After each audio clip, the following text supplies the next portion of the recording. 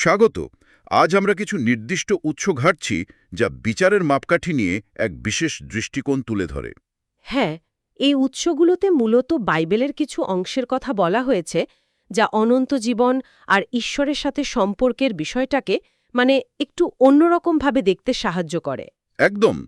আমাদের লক্ষ্য হলো এই লেখাগুলো থেকে মূল ভাবনাগুলো বের করে আনা। ঠিক, যেমন ধরুন, কিসের ভিত্তিতে শেষ বিচার নির্ধারিত হবে, ঈশ্বরের ভালোবাসা কিভাবে কাজ করে। আর তার পুত্র যীশু খ্রিস্টের ভূমিকা ঠিক কি। হ্যাঁ, আর এই মত অনুযায়ী মানুষের সাড়া দেওয়া বা না দেওয়া এই বিষয়টা কিভাবে তাদের অনন্ত ভবিষ্যতের সঙ্গে জড়িয়ে আছে, এগুলোই বোঝার চেষ্টা করব আমরা। আচ্ছা, চলুন তাহলে গভীরে যাওয়া যাক। শুরুতেই একটা বেশ বড় বিষয় সামনে আসছে। এই উৎসগুলো বলছে পিতা ঈশ্বর নাকি বিচারের সব ক্ষমতা পুত্রকে দিয়ে দিয়েছেন। হ্যাঁ, জন 5:22 এর দিকে ইঙ্গিত করছে। এটা তো বেশ গুরুত্বপূর্ণ একটা দাবি। তো এর পেছনের যুক্তিটা কি?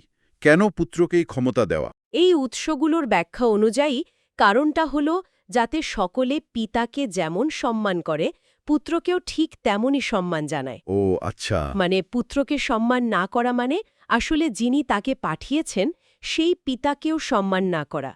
জন 5:23 এটাই বলা হচ্ছে। তার সম্মান, বিশ্বাস এগুলোর উপরই সব নির্ভর করছে। হ্যাঁ, এই বিশ্বাস বা অবিশ্বাসই কিন্তু এই লেখাগুলো অনুযায়ী বিচার এবং অনন্ত জীবন পাওয়ার চাবিকাঠি হয়ে দাঁড়াচ্ছে। তার কি দাঁড়াচ্ছে? পুত্রকে বিশ্বাস করলেই অনন্ত জীবন, আর অবিশ্বাস করলেই একরকম বিচার। যেমনটা আমরা জন 3:16 বা 18 পদে দেখি। বিষয়টা কি এতটাই সোজাসাপটা? শুনতে সরল লাগলেও উৎসগুলোর মূল সুর কিন্তু এটাই।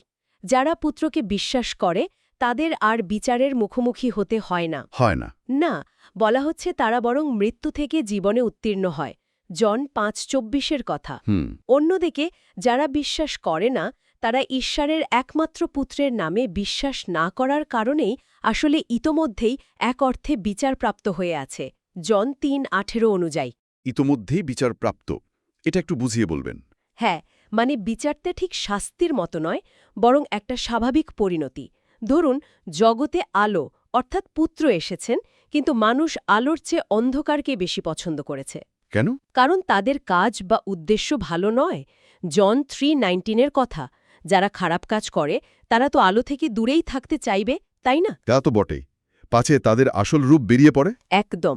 জন 3:20 এটাকে এখানে বিচার বলা হচ্ছে, আলোর উপস্থিতিতে অন্ধকারের স্ব-আরোপিত নির্বাচন, নিজের পছন্দেই আলো থেকে দূরে থাকা। বোঝা গেল। তাহলে এই যে অনন্ত জীবনের কথা বারবার আসছে, সেটা ঠিক কি? আর এর সঙ্গে পুত্রের সম্পর্কটা ঠিক কতটা নিবিড়? উৎসগুলো খুব স্পষ্টভাবে বলছে যে এই অনন্ত জীবন পুত্রেই নিহিত। পুত্রেই নিহিত? হ্যাঁ, ঈশ্বরের সাক্ষ্য হিসেবে তুলে ধরা হয়েছে যে তিনি আমাদের অনন্ত জীবন দিয়েছেন, আর সেই জীবনটা আছে তার পুত্রের মধ্যেই। 1 জন 5:11। আচ্ছা। যার পুত্র আছেন বলা হচ্ছে তার সেই জীবন আছে, যার ঈশ্বরের পুত্র নেই তার সেই জীবনও নেই। 1 জন 5:12। এটা বেশ পরিষ্কার কথা। হুম। শুধু তাই নয়, এই লেখাগুলো বলছে পুত্র নিজেই সেই অনন্ত জীবন। পুত্র নিজেই অনন্ত জীবন? হ্যাঁ, যিনি একেবারে শুরু থেকে পিতার সঙ্গে ছিলেন এবং পরে আমাদের কাছে প্রকাশিত হয়েছেন। 1 জন 1:1-2 বা 5:20 দিকে ইঙ্গিত। এটা শুধু একটা পুরস্কার নয়, বরং পুত্রের সত্তারই অংশ যা বিশ্বাসীরা লাভ করে। এখানে একটা অত্যন্ত আকর্ষণীয়, বলা যেতে পারে বৈপ্লবিক ধারণা আছে উৎসগুলোতে। ঈশ্বরের পুত্র মানুষ হয়েছিলেন। এটা তো বিশাল এক ব্যাপার। অবশ্যই বিশাল। এর কারণ কি বলা হয়েছে? কেন এই মানুষ হওয়ার প্রয়োজন পড়ল? এই উৎসগুলোর ভাষ্য বেশ গভীর, বুঝলেন। তারা বলছে এই সৃষ্টির কাঠামোটা এমন যে সৃষ্টি নিজে থেকে ঈশ্বরকে ভালোবাসতে পারে না। পারে না কেন? তাকে আগে ঈশ্বরের ভালোবাসা বুঝতে বা অনুভব করতে হয়। 1 জন 4:10-19। এই দৃষ্টিকোণ থেকে ঈশ্বর নাকি সৃষ্টিরও আগে থেকেই পরিকল্পনা করেছিলেন। সৃষ্টির আগে থেকে? হ্যাঁ, যে ক্রুশের মাধ্যমে তিনি তার ভালোবাসা আর ন্যায়বিচার একযোগে প্রমাণ করবেন। 1 করিন্থীয় 2:7 বা ইফিসীয় 1:9 এর মতো অংশে এর ইঙ্গিত আছে। আচ্ছা, ক্রুশের মাধ্যমে। হ্যাঁ, আর এই ক্রুশের ঘটনাকে কেন্দ্র করেই সৃষ্টি ঈশ্বরকে ভালোবাসতে শিখবে এবং সৃষ্টির উদ্দেশ্য পূর্ণতা পাবে। জন 13:34 বা প্রকাশিত বাক্য 21:4 এর ভাবনার সাথে মেলে।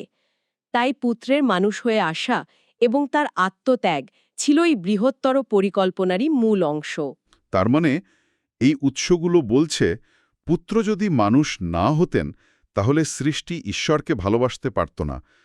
এটা তো একটা খুব জোরদার দাবি। কেন এমনটা বলা হচ্ছে? হ্যাঁ, দাবিটা সত্যি শক্তিশালী।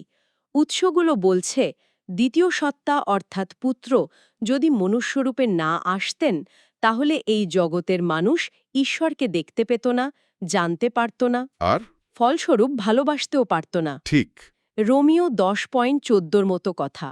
কারণ এই সৃষ্টির কাঠামোয়ে যাকে জানা যায় না, যার প্রকৃতি বোঝা যায় না, যাকে অনুভব করা যায় না, তাকে ভালোবাসা একরকম অসম্ভব। হুম ঈশ্বর যদি মানুষের স্তরে নেমে না আসতেন তাহলে এই মতানুসারে মানুষের স্বাধীন ইচ্ছারও পূর্ণ বিকাশ ঘটত না।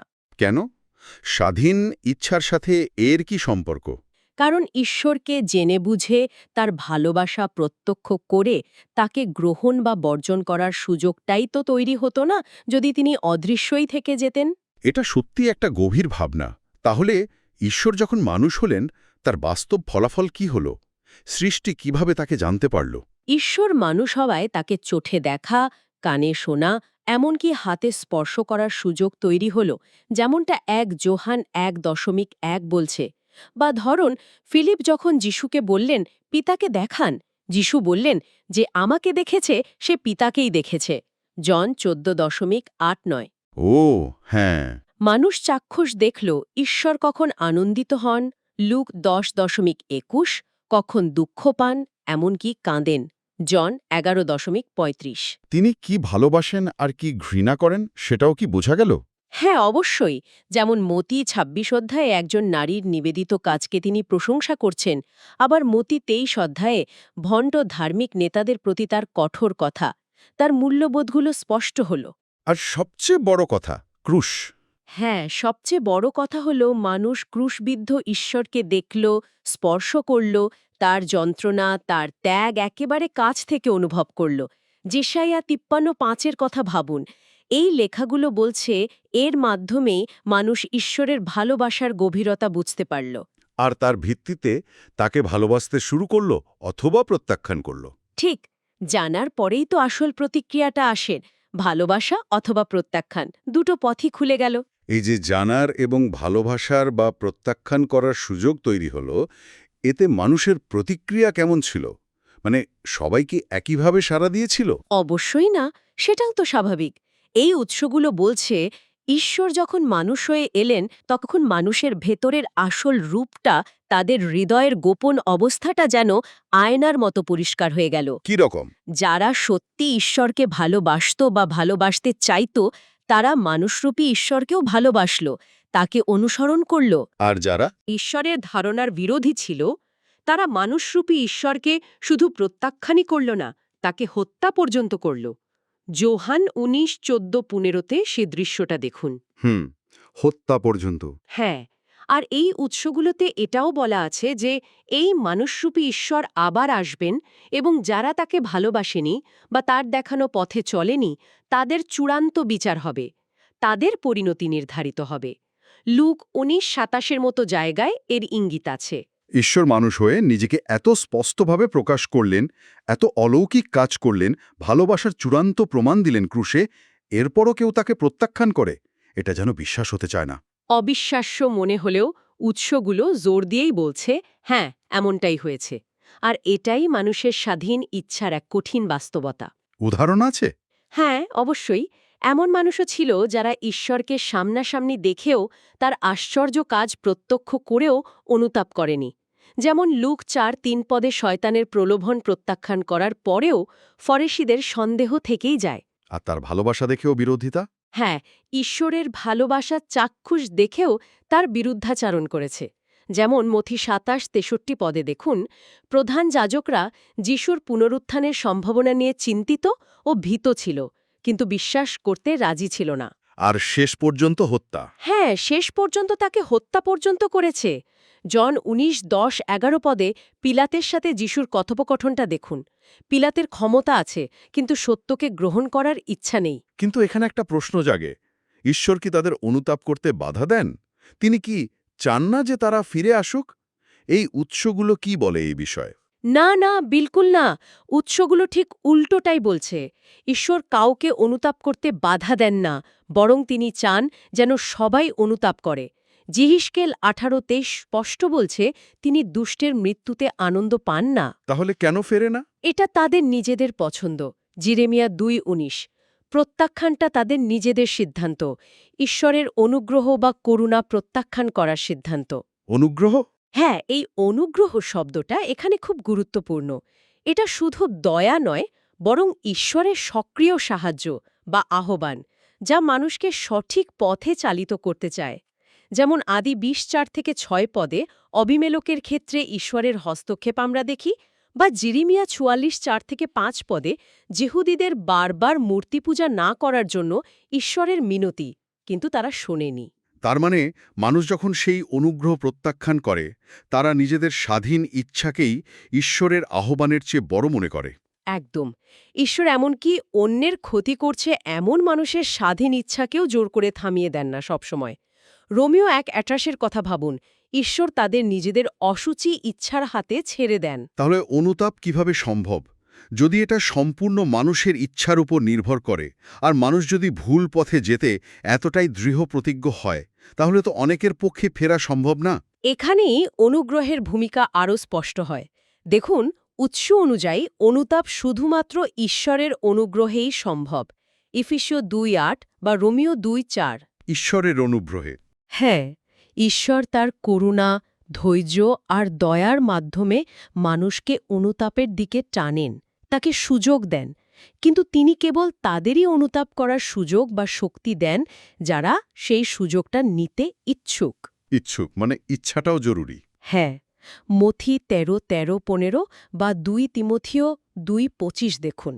যাদের হৃদয় এতটাই কঠিন হয়ে গেছে যে তারা শুনতেও চায় না, দেখতেও চায় না, বুঝতেও চায় না, ঈশ্বর তাদের জোর করে মন পরিবর্তন করান না। যেমন 1 শমুয়েল 2:25 এলি পুত্রের কথা।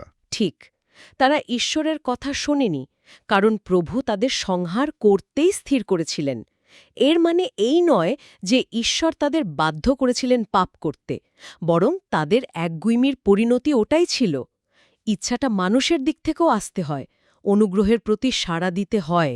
তার মানে এই অনুগ্রহ বা সুযোগ যদি কেউ বারবার প্রত্যাখ্যান করে, তাহলে কি একটা সময় আসে যখন অনুতাপ করা আর সম্ভব হয় না?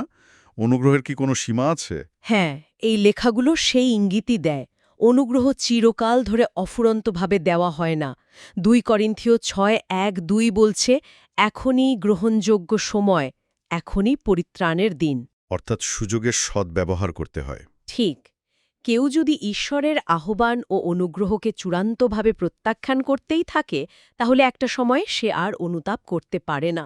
প্রকাশিত বাক্য 2:21 থুয়াতিরার মণ্ডলীর প্রতি এই কথাই বলা হয়েছে। কেন পারে না? ঈশ্বর কি তাকে আটকে দেন? না, বিষয়টা তেমন নয়, বরং সে নিজেই অনুগ্রহ প্রত্যাখ্যান করে নিজের পথ বেছে নিয়েছে এবং তার হৃদয় এতটাই কঠিন হয়ে গেছে যে সে আর ফিরতে চায় না বা পারে না। যেমন ফরৌনের হৃদয় কঠিন হওয়ার ঘটনা, যাত্রা 4:21। হ্যাঁ, বা যিহিস্কেল 33:31-33 পদে লোকেদের মুখে ভালোবাসা কিন্তু অন্তরে অবাধ্যতার কথা। এই দৃষ্টিকোণ থেকে ঈশ্বর সৃষ্টির স্বাধীন ইচ্ছাকে লঙ্ঘন করেন না, এমনকি যদি সেই ইচ্ছা তাকে ধ্বংসের দিকেও নিয়ে যায়। এই স্বাধীন ইচ্ছা আর ঈশ্বরের পরিকল্পনার বিষয়টা খুবই জটিল লাগছে। জটিল তো বটেই। উৎসগুলোতে ঈশ্বরের জ্ঞান সম্পর্কে কি বলা হয়েছে? তিনি কি আগে থেকেই সবকিছু জানতেন? কে তাকে গ্রহণ করবে, কে করবে না? এটা কি তাহলে সবই পূর্বনির্ধারিত? উৎস অনুসারে ঈশ্বর সময় এবং স্থানের ঊর্ধ্বে। তিনি অতীত, বর্তমান, ভবিষ্যৎ সবকিছু একযোগে জানেন এবং সর্বত্র উপস্থিত। জেরেমিয়া 23:23-24। সবকিছু জানেন? হ্যাঁ, সবকিছুর শুরু এবং শেষ জানেন। যেসাইয়া 46:9-10। তিনি আগে থেকেই জানেন কে কোন পথ বেছে নেবে, কার হৃদয়ের ঝোঁক কোন দিকে। রোমিও 8:29। কিন্তু যদি জেনেই থাকেন, তাহলে কি মানুষের আর কোনো স্বাধীনতা রইল? এখানে এই বিষয়টা বুঝতে হবে। এই জানাটা এই উৎসগুলো অনুযায়ী মানুষের পছন্দকে জোর করে নির্ধারণ করে দেয় না। কিভাবে? এটাকে তুলনা করা যেতে পারে অনেকটা। ধরুন আপনি একটা রেকর্ড করা নাটক দেখছেন। আপনি জানেন শেষে কি হবে, কারণ আপনি পুরোটা দেখেছেন বা জানেন। কিন্তু নাটকের চরিত্রগুলো তো তাদের নিজ নিজ সংলাপ বলছে, নিজ নিজ ভূমিকাই পালন করছে, তাই না? তা ঠিক। ঈশ্বরের জানাটা অনেকটা সেরকম। তিনি জানেন কারণ তিনি সব দেখতে পান, সময়ের বাইরে থেকে। তার জানাটা ঘটনার কারণ নয়, বরং তার সর্বজ্ঞতার প্রকাশ। তাহলে যারা পাপ করে বা ঈশ্বরকে প্রত্যাখ্যান করে তাদের বিষয়ে ঈশ্বরের পরিকল্পনা কি? তিনি কি তাদের কেবল শাস্তি দেওয়ার জন্যই ছেড়ে দেন, নাকি এর মধ্যেও তার কোনো বৃহত্তর উদ্দেশ্য থাকে? বিষয়টা আরও জটিল এবং আশ্চর্যের। এই উৎসগুলো বলছে ঈশ্বর এমনকি মানুষের ভুল সিদ্ধান্ত বা পাপ কাজকেও তার বৃহত্তর পরিকল্পনায় ব্যবহার করতে পারেন। পাপ কাজকেও? কি রকম? সবচেয়ে বড় উদাহরণ হিসেবে খ্রিস্টের ক্রুশবিদ্ধ হওয়ার ঘটনাকেই তুলে ধরা হয়। প্রেরিত 2:23। মানুষের হিংসা, বিশ্বাসঘাতকতা, রাজনৈতিক চাপ, এই সব কিছুই ঈশ্বরের পরিত্রাণ পরিকল্পনার অংশ হয়ে গিয়েছিল। তার মানে খারাপ ঘটনাগুলো ঈশ্বরের নিয়ন্ত্রণে? নিয়ন্ত্রণের চেয়ে বলা ভালো, তিনি সেগুলোকে তার মহৎ উদ্দেশ্যে ব্যবহার করতে পারেন। রোমিও 9:17 পদে ফরৌনের উদাহরণটাও দেখুন। ঈশ্বর হয়তো এমন ব্যক্তিকে এমন পরিস্থিতিতে রাখেন যিনি নিজের স্বাধীন ইচ্ছায় পাপ করবেন বলে ঈশ্বর পূর্ব থেকেই জানেন। যদি সেই ব্যক্তি পাপ না করতেন? তবে ঈশ্বর হয়তো অন্য কাউকে ব্যবহার করতেন যিনি একই রকম কাজ করতেন। কারণ ঈশ্বর সৃষ্টির আগেই প্রত্যেকের হৃদয়ের অবস্থা এবং ভবিষ্যৎ পছন্দ সম্পর্কে অবগত। যিশাইয়া 44:28 বা জিরমিয়া 1:5। মূল কথা হল, ঈশ্বরের চূড়ান্ত পরিকল্পনা মানুষের ব্যর্থতা বা পাপের কারণে আটকে থাকে না। তাহলে এত সব আলোচনার পর সবকিছুর শেষে বিচারের চূড়ান্ত মাপকাঠিটা কি দাঁড়াচ্ছে এই উৎসগুলো অনুযায়ী? কিসের ভিত্তিতে অনন্ত জীবন বা তার বিপরীতটা নির্ধারিত হবে? একেবারে মূল বিন্দুতে যদি আসি, তাহলে মাপকাঠিটা হল পুত্রের প্রতি মানুষের প্রতিক্রিয়া। পুত্রের প্রতি প্রতিক্রিয়া? হ্যাঁ, অর্থাৎ যীশু খ্রিস্টের প্রতি তার মনোভাব এবং আচরণ। এই দৃষ্টিকোণ বলছে যে ঈশ্বরকে সত্যি ভালোবাসে, সে মানুষরূপী ঈশ্বরকেও অর্থাৎ পুত্রকেও ভালোবাসবে এবং তার কথা মেনে চলবে। আর যার স্বাধীন ইচ্ছা পূর্ণতা পেয়েছে, মানে যিনি ঈশ্বরের অনুগ্রহ গ্রহণ করে পুত্রের প্রতি বাধ্য হয়েছেন, যা এই উৎসগুলোর মতে কেবল ক্রুশের মাধ্যমে ঈশ্বরের ভালোবাসা ও ন্যায়বিচার বোঝার ফলেই সম্ভব। তিনি অনন্ত জীবন লাভ করেন। প্রকাশিত বাক্য 21:4, 2 করিন্থীয় 5:14 এবং 15 বা কলসীয় 1:20 ভাবনার সাথে এটা মেলে। আর যারা বাধ্য হয় না, যারা পুত্রকে জানার পরেও প্রত্যাখ্যান করে, তাদের পরিণতি কি? যারা মানুষরূপী ঈশ্বরের অবাধ্য থাকে, যারা তার দেখানো পথে চলে না, তারা আসলে নিজেদের অবাধ্যতার পথেই আরও এগিয়ে যায়। তাদের শেষ পরিণতির কথা বলতে গিয়ে উৎসগুলোতে অগ্নিহ্রদ বা চূড়ান্ত ধ্বংসের মতো প্রতীকী ভাষা ব্যবহার করা হয়েছে। মূল বার্তাটা হল, ঈশ্বর এবং প্রতিবেশীকে ভালোবাসা জীবন নিয়ে আসে। যোহান 13:34। কিন্তু ঈশ্বরকে অমান্য করা এবং অন্যের ক্ষতি করা বা পদদলিত করা শেষ পর্যন্ত ধ্বংসই ডেকে আনে। আর পরিত্রাণের পথ, অনন্ত জীবনে পৌঁছানোর নির্দিষ্ট উপায় কি বলা হয়েছে? একটাই পথ। এই বিষয়ে উৎসগুলো খুবই সুনির্দিষ্ট এবং জোর দিয়ে একই কথা বলছে। একমাত্র পুত্র যিশুর মাধ্যমেই অনন্ত জীবন পাওয়া সম্ভব। একমাত্র যিশুর মাধ্যমে। জন 14:6। হ্যাঁ, ঈশ্বর পরিত্রাণ পাওয়ার জন্য যিশু ছাড়া আর কোনো নাম বা অন্য কোনো পথ দেননি। প্রেরিত 4:12 বা 1 যোহন 5:11-12 এই কথাই বলে। এই দৃষ্টিকোণ থেকে দেখলে পরিত্রাণ পাওয়ার পথ একটাই এবং তা পুত্রের সাথেই ওতপ্রোতভাবে যুক্ত। সৃষ্টিতে পুত্রের ভূমিকা তাহলে কেবল পরিত্রাণের পথ দেখানোতেই সীমাবদ্ধ নয়, বরং আরও অনেক ব্যাপক মনে হচ্ছে। ঠিক তাই। উৎস অনুসারে এই সমগ্র সৃষ্টি পুত্রের জন্য এবং পুত্রের মাধ্যমেই তৈরি হয়েছে। কলসীয় 1:16-17, 1 করিন্থীয় 8:6 বা যোহান 1:3। সবকিছু তার দ্বারাই সৃষ্ট। হ্যাঁ, এবং তার উদ্দেশ্যেই সৃষ্ট। শুধু তাই নয়, পুত্রই এই সবকিছুকে ধরে রেখেছেন, তার শক্তিতেই সবকিছু চলছে। ইব্রিয় 1:3। তার মানে তাই এই লেখাগুলোর যুক্তি অনুযায়ী শেষ পর্যন্ত সেই সৃষ্টিই টিকে থাকবে যা পুত্রের সাথে সঙ্গতিপূর্ণ, তার প্রতি বাধ্য। পুত্রের ভূমিকা এখানে মহাজাগতিক, শুধু মানবকেন্দ্রিক নয়। আজকের এই গভীর আলোচনা থেকে একটা বিষয় খুব পরিষ্কার হয়ে উঠছে। এই উৎসগুলোর কাঠামো অনুযায়ী বিচার এবং অনন্ত জীবনের একেবারে কেন্দ্রবিন্দুতে রয়েছেন ঈশ্বরের পুত্র। একদম। তাকে জানা, তাকে ভালোবাসা এবং তার প্রতি বাধ্য হওয়া, এটাই যেন সবকিছু নির্ধারণ করে দিচ্ছে। এবং এই জানা ও ভালোবাসা সম্ভব হয়েছে এই উৎসগুলো অনুযায়ী কারণ পুত্র মানুষ হয়েছিলেন এবং ক্রুশে নিজের জীবন দিয়েছিলেন। ঠিক। এই ঘটনা একদিকে যেমন ঈশ্বরের চূড়ান্ত প্রেম ও ন্যায়বিচারকে প্রকাশ করেছে, তেমনি অন্যদিকে মানুষের স্বাধীন ইচ্ছাকে একটা চূড়ান্ত সিদ্ধান্তের সামনে এনে দাঁড় করিয়েছে, হয় ঈশ্বরের পক্ষে নয়তো বিপক্ষে। অনুগ্রহ বা সুযোগ দেওয়া হয়েছে। হ্যাঁ, কিন্তু তা গ্রহণ করা বা বর্জন করার স্বাধীনতা ও দায়িত্ব মানুষের। এই উৎসগুলো একদিকে ঈশ্বরের সার্বভৌম পরিকল্পনা আর অন্যদিকে মানুষের গভীর দায়বদ্ধতার এক জটিল কিন্তু অবিচ্ছেদ্য চিত্র তুলে ধরে। তাহলে আমাদের শ্রোতাদের জন্য একটা ভাবনা রেখে যাই। এই উৎসগুলো জোর দিচ্ছে যে এই বিশেষ সৃষ্টির কাঠামোতে ঈশ্বরকে জানতে ও ভালোবাসতে হলে তার পুত্রকে দৃশ্যমান ও স্পর্শযোগ্য হতে হয়েছিল। এটা ভাবার মতো বিষয়। একবার ভাবুন তো, আমাদের এই নির্দিষ্ট অস্তিত্বের কাঠামোর মধ্যে জ্ঞান অর্জন এবং সম্পর্ক তৈরির প্রকৃতি সম্পর্কে এটা কী ইঙ্গিত দেয়? আমাদের জানার পদ্ধতি, ভালোবাসার ক্ষমতার সীমাবদ্ধতা বা বিশেষত্ব নিয়ে এটা কি কোনো গভীর প্রশ্ন তুলে ধরে না?